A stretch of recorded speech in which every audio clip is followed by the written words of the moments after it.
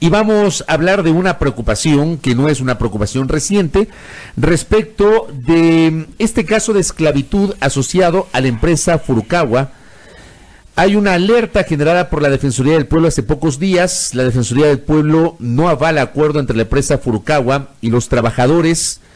Y desde el Centro de Derechos Económicos y Sociales se ha advertido también el aumento del riesgo sobre víctimas de esclavitud moderna. Justamente para hablar de este tema, que no es un tema menor, hay que ponerle ojo a lo que está pasando, nos acompaña Pablo Iturralde, quien es director del Centro de Derechos Económicos y Sociales, un organismo no gubernamental que ha analizado este tema y que le ha dado seguimiento. Pablo, bienvenido, ¿cómo está? Buenos días. Buenos días, muchas gracias. Bueno, primero pongamos en contexto para conocimiento de nuestro público, ¿qué fue lo que pasó con esta empresa Furukawa? Bueno, lo que tenemos es un caso que ha escandalizado al país, que Naciones Unidas, instrumentos internacionales, lo clasifican como casos de esclavitud moderna. Estas son figuras contemporáneas de explotación laboral, que incluyen trabajo infantil, trata de personas, y figuras particulares que tienen que ver con, en este caso, con la servidumbre de la gleba, que significa que un grupo de personas viven dentro de en este caso, de una hacienda, ¿sí? Trabajan para esa persona en condiciones de precariedad laboral, sin beneficios legales, y esto está clasificado, hay que decirlo así, no es una exageración, como formas de esclavitud. Este caso ya lleva esperando 7 meses.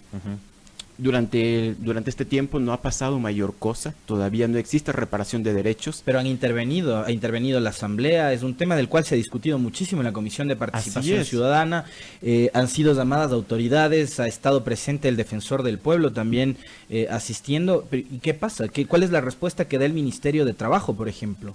A ver, para tener, hagamos una cronología muy rápida del caso, ¿sí? El caso llega, las denuncias, los trabajadores se acercan a la Subsecretaría de la Política en marzo del 2018. El caso estuvo ahí reposando hasta el mes de noviembre, donde la Subsecretaría de la Política decide tomar acciones.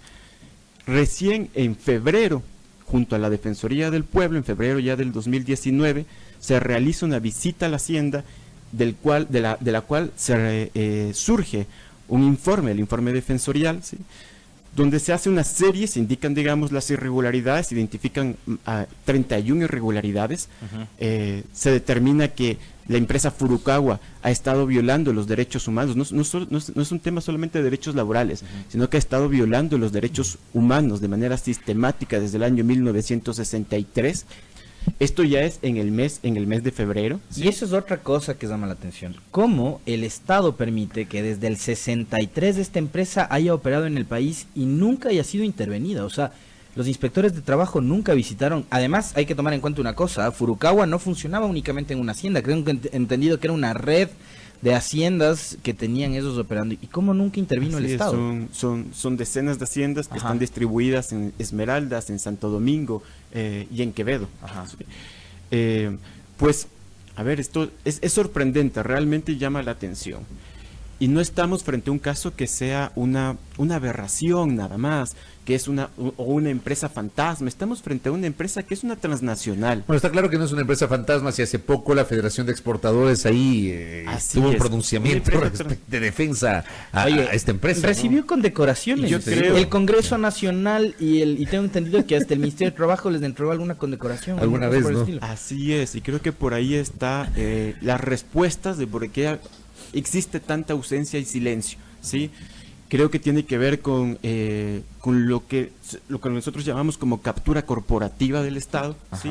Es decir, la influencia del poder económico de ciertos sectores o de ciertos actores, y por eso este caso no solamente es un caso que se lo puede tratar como un tema de derechos laborales, con sanciones administrativas, sino que lo hemos elevado a un tema de derechos humanos, que exige una reparación integral de todos los derechos, y por los cuales tiene que hacerse responsable también el Estado, no solamente la empresa. Ahora, lo que decía Alexis hace minutos, ¿ha habido alguna respuesta efectiva del Estado o no? Hasta ahora no. y hay que decirlo de manera contundente. Hay un silencio no. del ministro Andrés Madero. Hay diferentes actores, hay que identificar los distintos actores. Por un lado está el gobierno, que lo que hizo es montar una mesa de negociación que nosotros cuestionamos desde el inicio, porque no puedes sentar a negociar. No cabía negociar. No, ¿cómo? No cabía negociar. No cabía negociar porque no puedes sentar a víctimas y victimarios, ¿sí?, a negociar derechos. No es posible. Y eso lo que hizo es dilatar el proceso aún más. Está la Asamblea Nacional, que lo que ha hecho es un control político, ¿sí? Básicamente ha llamado a pedir información a los ministros, ¿sí? En 2 ocasiones, y ha servido como un mecanismo de presión. El caso está este momento en la Comisión de Derechos Colectivos.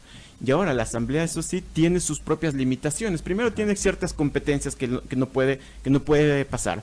Y luego además pasa en este momento una coyuntura especial donde las diferentes bancadas no se ponen de acuerdo. Claro. Y es difícil que la comisión, por ejemplo, tenga sesiones. Claro, están atendiendo los temas urgentes y no lo realmente importante, Pablo. Y yo quisiera que le cuentes un poco a la gente cuántos trabajadores han sido víctimas de este proceso sistemático de violación a sus derechos humanos y laborales. Según la propia Secretaría de la Política, su censo, ellos han establecido 1.244 personas. En su censo. Gente que probablemente nunca terminó la escuela ni el colegio y que fue sometida a esclavitud desde que eran niños. Así es, nosotros hemos realizado nuestro propio censo y hemos establecido que el 97% de esos trabajadores son analfabetos, ¿sí? Y probablemente el 100% son analfabetos funcionales, ¿sí? Estamos hablando de un grupo de personas, una comunidad básicamente afrodescendiente, en condiciones muy precarias. El 70% de los trabajadores que entrevistamos tenían lesiones laborales graves, mutilaciones, ¿no? de dedos, manos, cosas por el estilo, ¿no? Exactamente. Ajá. Sí. Ninguno de esos trabajadores fue indemnizado, ni recibió alguna ayuda de la empresa. No tenían acceso a atención médica, ni nada por el estilo. Atención médica, ni acceso a servicios básicos. ¿Tenía o no contrato de trabajo? ¿O no tenían contrato de trabajo? Por lo menos los trabajadores que están en el censo no tenían contrato. ¿Les pagaban un salario o vivían dentro de las haciendas a cambio de su La modalidad de trabajo era la siguiente. La empresa arrendaba ciertas tierras a una figura de trabajadores que los llamaban los arrendatarios. Si estos arrendatarios son los que contrataban a otras personas, ¿sí? La empresa, es más, ha utilizado la figura del arrendatario para tratar de trasladar la culpa, ¿sí?, a esos trabajadores, pero en realidad esos arrendatarios son trabajadores, son gente que son familiares de muchos de los otros trabajadores tabacaleros que viven en condiciones muy similares, ¿sí? Además, esas tierras que les arrendaban, eran en realidad para tener una figura, alguien que les ayude a organizar ahí la producción. Se trabaja la vaca y toda la producción tenía que ser vendida a la propia Furukawa, ¿sí?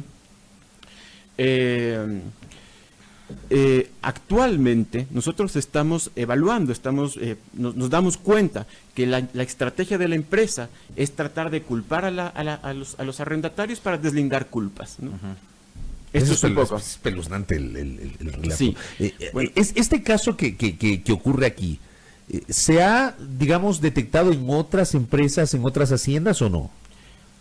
Más allá de que ustedes están enfocados nosotros en este momento estamos enfocados en Furukawa, no hemos identificado. Ni han recibido denuncias de otro tipo de casos similares. Hemos recibido denuncias, no descartamos que puedan ser condiciones que existan en otras zonas del país.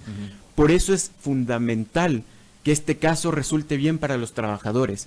Sí, FedExport, hace un rato usted mencionó a FedExport. Efectivamente, la Federación de Exportadores del Ecuador envió una carta a María Paula Romo, al ministro Madero, Andrés Madero, del ministro de Trabajo, claro. ¿Sí?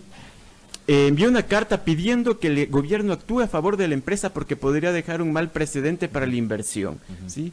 Esto es terrible. Yo creo que FedExport en ese momento estaba desinformado de lo que está pasando. Habría que preguntarles nuevamente si sigue siendo su posición, pero en algo tienen razón ellos. Se dieron cuenta que este caso puede dejar un precedente. Y es importantísimo que deje un buen precedente para los trabajadores, porque lo que sería un buen precedente para los empresarios que tratan de ganar productividad en base a la superexplotación de la mano de obra, sería un pésimo precedente para los derechos humanos. Ahora, ¿se está buscando una reparación para los trabajadores a través únicamente del ministerio, o ustedes han llegado ya a instancias judiciales? Y pregunto, ¿van a ir a cortes internacionales si es que esto no se resuelve acá?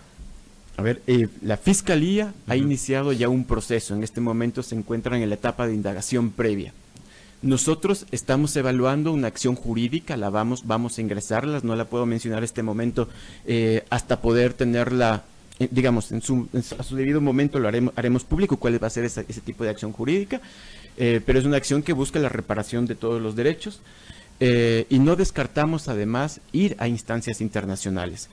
A ver, existe además, llama la atención porque existe una solicitud de nueve instancias especializadas de Naciones Unidas haciendo una consulta al gobierno ecuatoriano sobre este caso. El gobierno ecuatoriano ha dado una respuesta. Las respuestas nosotros las hemos hecho públicas en la página, hemos montado una página web de solidaridad con los tabacaleros de Furukawa. Y el gobierno básicamente responde que el caso ya está resuelto, que se están tomando las medidas y que el caso está resuelto.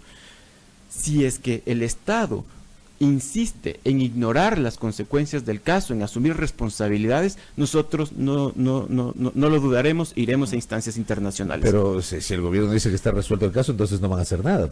Bueno, vamos a esperar la respuesta de la Fiscalía y vamos a esperar además el control político que tiene que realizar la Asamblea Nacional. ¿En la Asamblea alguien ya se ha movido sobre este tema? En la Asamblea la Comisión de Derechos Colectivos ha estado tomando el tema. Hay asambleístas bastante interesados, como el asambleísta Chalá, la asambleísta Marcela Guiñaga, el asambleísta J. Lloret. Carlos Viteri también. Carlos Viteri también, sí. La asambleísta Yanine Cruz, ¿no? Lo que a nosotros nos preocupa es que permanentemente se está auto boicoteando la Asamblea. No estoy hablando solamente de la Comisión de Derechos Colectivos, sino en general las contradicciones que hay en este momento en la Asamblea no le permite actuar con rapidez. Totalmente espeluznante el relato que nos... Estamos ocupados descorreizando el país, entonces es terrible. Vamos a dejar eso ahí en el baúl de espera. Qué pena, ¿no? Qué pena y que sobre esto no se hable tanto. Pablo, gracias por la presencia. Era importante que usted nos visite para incluso poner en contexto y que conozca la opinión pública. Créame, yo estoy espeluznado, porque no es una empresa nueva, nos habla desde 1963 acá, una empresa condecorada, reconocida, y resulta que, según esta denuncia, es una empresa que no cumple con los derechos laborales y no cumple con los derechos humanos en un caso de esclavitud. Yo suscribo las palabras con el reto de Pablo, no es un caso menor ni es una exageración. Como ha relatado, es un caso de esclavitud que debería merecer toda la atención del Estado. Y sería interesante en algún momento, si es que los trabajadores o ex trabajadores vienen acá a la capital para este tipo de reuniones, de trámites, tenerles acá para que ellos nos cuenten sus testimonios, los mismos que les han entregado a los legisladores, para que toda nuestra audiencia conozcan el drama que han tenido que vivir durante todo este tiempo. Muchísimas gracias, sí. Pablo. Tremendo. Muy amable. Sí, Gracias, una última cosa. Claro que sí. Miren, yo solamente para contarles, hace una semana estuve con uno de los trabajadores, 73 años tiene el señor, ha trabajado en la empresa toda su vida, hasta hace poco que lo echaron de la hacienda. Y él me decía, me ofrecieron $2,000 para con eso resarcir mis derechos. Y me dijo, yo no voy a aceptar esos $2,000.